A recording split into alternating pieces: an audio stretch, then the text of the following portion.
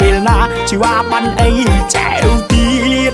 អេអេអើងអើយច្រវាដងធំមុំមិនខំអមម៉ាយត្បិតត្បៀតច្រវាដងធំមុំមិនខំអមម៉ាយត្បិតត្បៀតខ្លាចគេមកកាយបៀនបៀតអូនឯងច្រវាវាឃ្លៀតឆ្ងាយអេអេអើងអើយអមទូកណ្ដាលស្ទឹងអូនឯងខំប្រឹងអើយខួកាយអមទូកណ្ដាលស្ទឹងអូនឯងខំប្រឹងអើយខួកាយថារូបបងសែនស្ដាយថ្លៃឯងសែនស្ដាយកាយស្រីអេអេអើងអើយអមទូកណ្ដាលស្ទឹងថ្លៃឯងអូនអមមើយកាត់ព្រៃ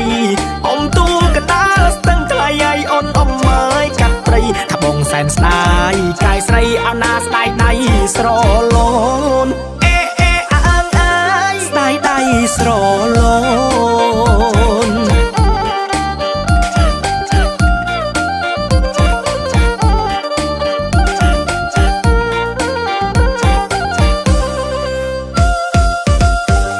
អមទូកណ្ដាលស្ទឹងថ្លៃឯងអូនអមមើយបុកចុកអមទូកណ្ដាលស្ទឹងថ្លៃឯងអូនអមមើយបុកចុងអូនអមឡើងដងហងថ្លៃឯងគូចុងវាក្រាស់ពេកអមទូកណ្ដាលស្ទឹងឬមួយអូនអមមើយបុកភ្នែក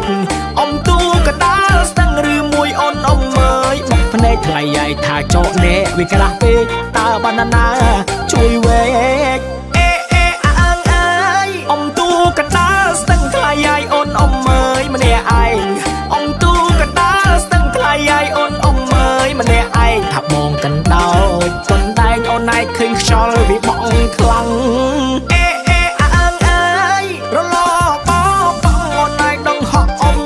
ច្រាំងរលបបងអូនឯងដងហក់អមមកច្រាំងថាខ្យល់អើយវាបក់ខ្លាំងថ្លៃឯងអូនអំកម្លាំងអម